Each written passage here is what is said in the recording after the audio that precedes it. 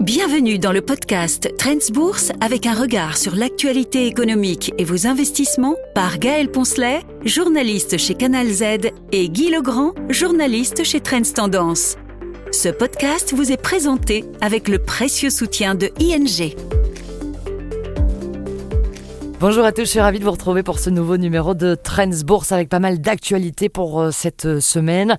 Vers la fin d'un shutdown peut-être, des valeurs technologiques qui nous ont donné quelques frayeurs la semaine dernière et puis la Chine qui tente une petite marche arrière avec les États-Unis en supprimant quelques taxes. On va faire le point avec Vincent Juvins. Bonjour Vincent. Bonjour. On ne se quitte plus, non, on se retrouve encore pour cet épisode-ci et je voulais commencer évidemment avec l'information de la semaine.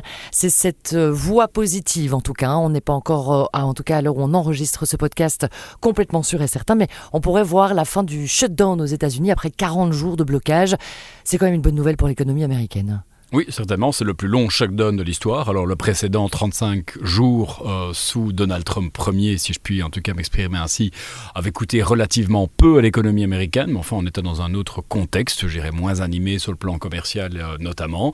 C'est une bonne nouvelle, ça veut dire qu'on va pouvoir à nouveau avoir un certain nombre de données sur cette économie américaine. Le fait de l'absence de publication de données dans certains domaines comme l'emploi avait plongé quand même les marchés dans l'incertitude. La semaine dernière notamment, ils avaient dû se fier uniquement à des données privées sur le marché de l'emploi, alors qui sont fiables, mais qui ne sont pas complètes.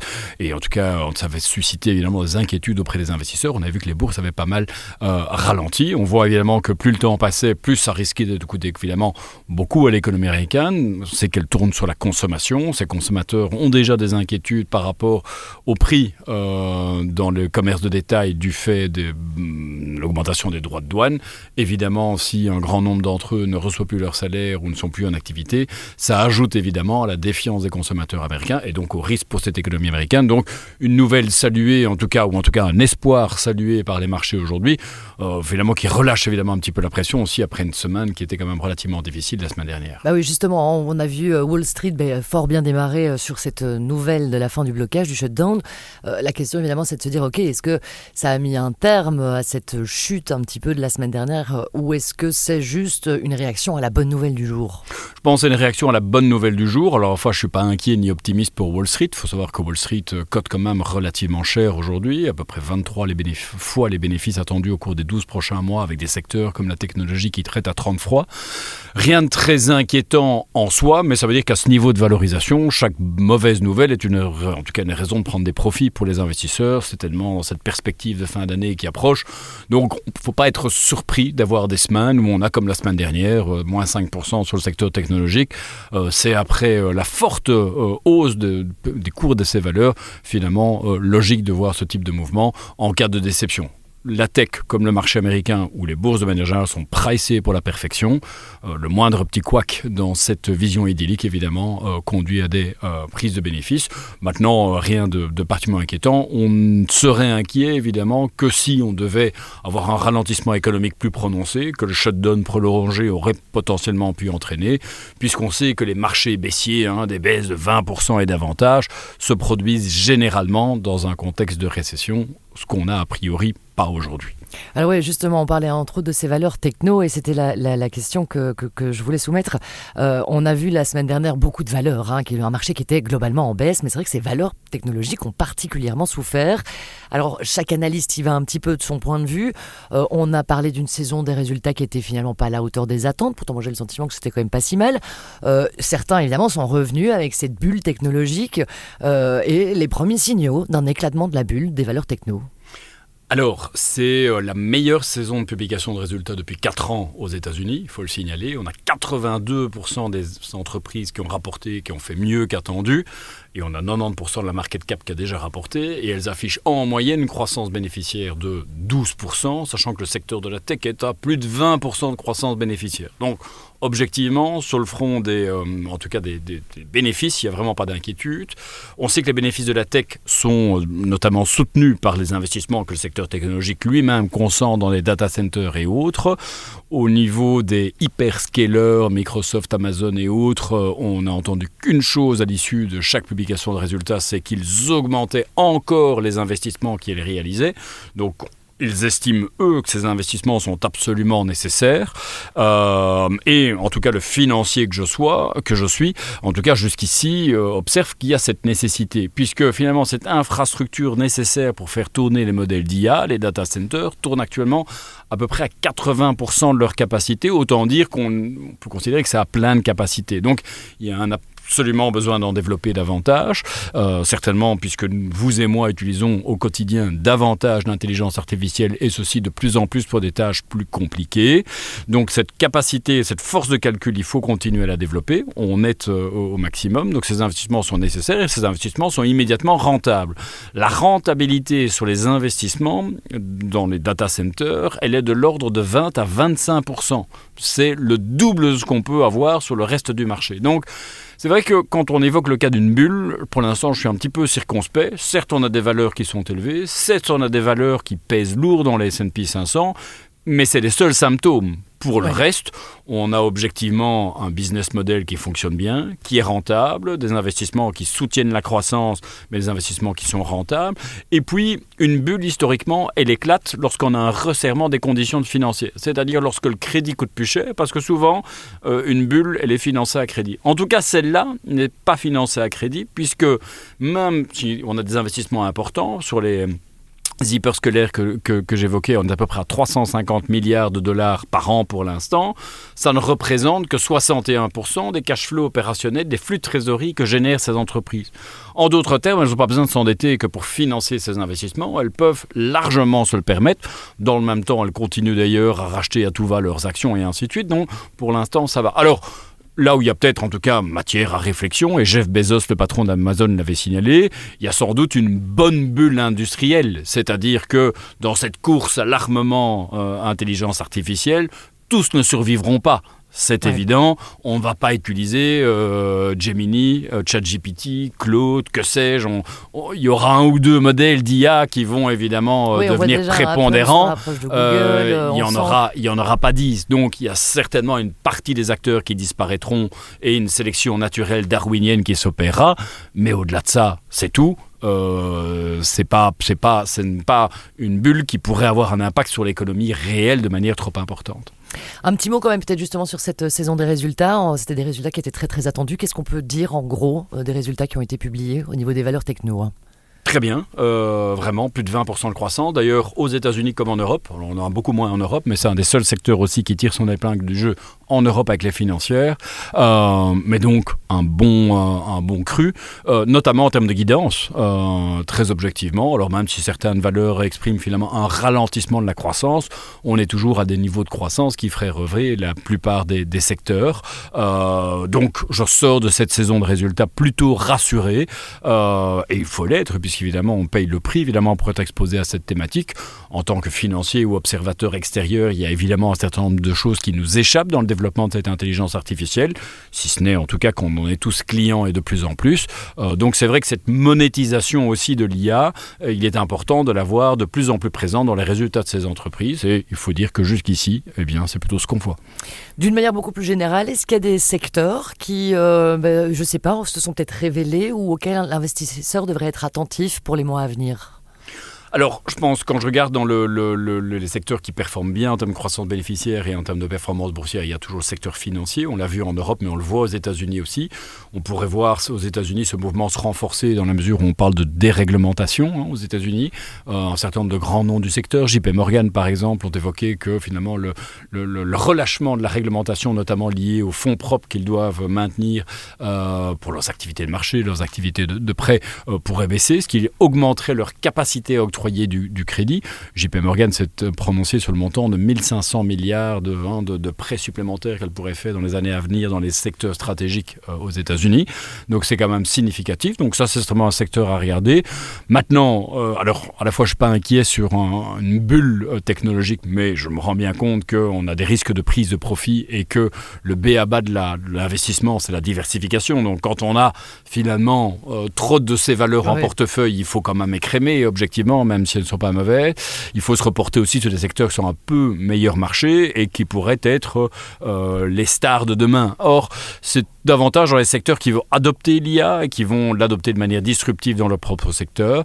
Je pense notamment à un secteur qu'on retrouve beaucoup en Europe, en Belgique et aux États-Unis, le secteur des soins de santé. On avait déjà vu finalement que le secteur des soins de santé était un secteur qui avait adopté l'IA, notamment dans la recherche parmi les premiers. On a vu pendant la période du Covid que des vaccins, notamment de BioNTech, de Pfizer, avaient été développés rapidement, notamment grâce à l'aide de l'intelligence artificielle. On note aux États-Unis qu'il y a de plus en plus d'applications IA qui sont validées par la Food and Drug Administration pour être utilisées dans le domaine médical, que ce soit dans l'imagerie médicale, que ce soit dans le développement de la recherche médicamenteuse ou sur les vaccins. Donc, il est certain que l'intelligence artificielle dans ce secteur peut être potentiellement disruptive. Donc, c'est un autre secteur auquel on regarde pour l'instant, en tout cas un proxy de l'IA à moindre coût. Et puis, toujours aussi variation autour de ce thème technologique. N'oublions pas de sortir d'Occident vers des marchés émergents. Et la Chine se distingue aussi assez bien en la matière. D'ailleurs, depuis le lancement de DeepSeek ou l'annonce de DeepSeek en février dernier, la Chine technologique fait beaucoup mieux que les 7 magnifiques, par exemple, pour ne citer que. Alors justement, la Chine, parlons-en. On sait que y a une petite guerre commerciale. Alors, il y a une guerre commerciale qui se joue en ce moment, entre autres avec les États-Unis. La Chine vient de faire un petit pas en arrière en supprimant plusieurs taxes qui concernaient, entre autres, essentiellement les États-Unis. Ça veut dire quoi, que la guerre s'apaise, ou que la Chine se rend compte que finalement, elle a peut-être plus besoin des États-Unis et peut-être de l'Europe que ce qu'elle n'a bien voulu admettre? Oui, en tout cas, c'est une pause dans une guerre qui est structurelle pour le leadership dans plein de domaines. C'est une pause parce que les deux parties se rendent compte qu'elles sont mutuellement interdépendantes. Pour combien de temps ? Je ne suis pas sûr que ce soit la Chine qui était en position de faiblesse dans ces négociations, que du contraire. Il m'apparaît qu'elle a plutôt été en position de force vis-à-vis de l'Europe. C'est une évidence. On l'a encore vu avec le cas Nexperia sur les puces qui sont nécessaires au secteur de l'automobile, où je dirais que c'est plutôt l'Europe qui a mis un genou à terre quelque part parce que ne trouvant pas d'alternative en la matière. Et sur la guerre commerciale sino-américaine, je pense que finalement les Américains ont quand même aussi dû relâcher quelque part un petit peu la bride. En tout cas, c'est un accord temporaire, il n'est pas définitif. On sent qu'actuellement, les États-Unis ont besoin, en tout cas n'ont pas d'alternative aux terres rares chinoises et en sont tributaires. Et les Chinois ont une demande domestique qui est chancelante, c'est le moins qu'on puisse dire, qu'ils espèrent compenser par le dynamisme de leurs exportations, qui ont baissé la semaine passée, on l'a vu. Donc, une économie qu'ils doivent en tout cas maintenir à flot. Donc, à court terme, il y avait la nécessité d'un accord entre ces deux puissances. Pour combien de temps, nous le verrons. Les États-Unis essayent de diversifier leurs sources d'approvisionnement de terres rares et la Chine essaye de se développer sur le plan technologique pour s'affranchir également de sa dépendance aux États-Unis. Il y a bien un moment où cette interdépendance n'existera plus. Alors, comme à chaque émission, on essaye de terminer avec la petite leçon du jour, ce que l'investisseur pourra retenir, en tout cas vers quoi il doit faire un petit focus pour les prochaines semaines. Ce serait quoi cette leçon ? La semaine dernière, moi j'ai été assez embêté en tant qu'allocataire d'actifs par le fait que ma poche obligataire n'a pas aidé aussi bien que je ne l'aurais souhaité lorsque la volatilité a augmenté sur les bourses. Elle n'a pas amorti le choc suffisamment bien. Pourtant, on avait fait une détérioration aux indicateurs macroéconomiques aux États-Unis, mais c'est vrai que cette baisse de taux qu'on a qualifiée d'eau quiche de la Fed et qui a été interprétée comme on aura celle-là et peut-être plus d'autres immédiatement, a fait que les taux sont remontés. Les taux à 10 ans étaient en dessous de 4%, ils sont passés au-dessus de 4% et ils le sont restés relativement stables la semaine dernière. Donc, la leçon, c'est qu'il faut continuer à chercher des alternatives pour diversifier son portefeuille. On a vu que l'or avait vraiment bien fonctionné cette année, mais a eu plus de mal sur la deuxième partie du mois d'octobre. Je reste convaincu que dans le contexte actuel, avoir de l'or aux côtés de ses obligations est sans doute la meilleure approche pour diversifier son exposition au marché d'actions. Donc en tout cas, voilà, si les investisseurs avaient des doutes sur la seconde partie du mois d'octobre du fait de la baisse des prix de l'or, je pense qu'ici on a encore vu que l'or était un des rares actifs plus ou moins décorrélés quand on a en tout cas remonté la volatilité comme on l'a eu la semaine dernière. Merci beaucoup Vincent pour ces conseils et cette analyse et à très bientôt. Merci. Nous écoutons maintenant l'intervention d'un expert en investissement de ING avec son analyse de la situation économique actuelle. Bienvenue dans ce podcast où je vous propose de discuter de pourquoi nous diversifions notre exposition technologique vers la Chine. Alors, le secteur technologique inquiète. De plus en plus d'investisseurs craignent que nous soyons face à une bulle spéculative prête à éclater et que la concentration de la tech dans l'indice S&P 500 soit trop importante. Alors chez ING Investment Office, nous restons convaincus du potentiel de l'intelligence artificielle et de la technologie, mais nous souhaitons diversifier notre exposition. C'est pourquoi nous prenons des positions en Chine pour des raisons stratégiques que je vais vous expliquer. Aujourd'hui, le secteur technologique chinois représente moins de 10% de l'indice MSCI China contre 40% aux États-Unis. Cette différence illustre une marge de progression considérable. Sur le plan des valorisations, le ratio cours-bénéfice est de 25 en Chine contre 30 aux États-Unis, ce qui renforce évidemment l'attrait de la Chine pour les investisseurs. Mais c'est pas tout. La Chine dispose d'avantages structurels uniques. Elle contrôle 60% de la production mondiale de terres rares et 90% du raffinage de celles-ci, des ressources indispensables aux technologies avancées. Elle bénéficie également d'un soutien étatique massif, subventions énergétiques pour les data centers utilisant des puces locales, réduisant les coûts de moitié pour ces derniers et investissements colossaux dans les microprocesseurs avec un objectif de tripler la capacité de production d'ici 2026. Alors, ces mesures, elles s'inscrivent dans le 14e plan quinquennal qui place l'IA et les semi-conducteurs au cœur de la stratégie nationale. L'innovation est bien présente, comme l'a démontré le lancement de DeepSeek en février 2025, un modèle d'IA qui illustre la montée en puissance du pays. Alors, l'IA est d'ailleurs un catalyseur majeur de cette croissance. Pékin investit près de 100 milliards de dollars dans l'IA en 2025 avec l'ambition de devenir numéro 1 mondial d'ici 2030. Le pays compte déjà plus de 5000 entreprises spécialisées et a publié plus de 1500 modèles d'IA, soit davantage que les États-Unis. Le marché chinois de l'IA atteindra environ 200 milliards de dollars cette année, en hausse de plus de 50% par rapport à 2024. Enfin, il faut signaler que 58% des entreprises chinoises ont déjà intégré l'IA contre 25 à 30% des entreprises aux États-Unis. Diversifier notre exposition technologique vers la Chine, c'est donc anticiper les tendances de demain dans un contexte où l'IA, les ressources critiques et les infrastructures énergétiques dictent la compétitivité mondiale. Bien, la Chine s'impose comme un acteur incontournable. Voilà pour cet épisode du podcast Trends Bourse. Vous trouverez plus d'astuces, de conseils et d'analyses pour vos investissements chaque semaine dans Trends Tendance. Ce podcast vous est présenté avec le précieux soutien de ING.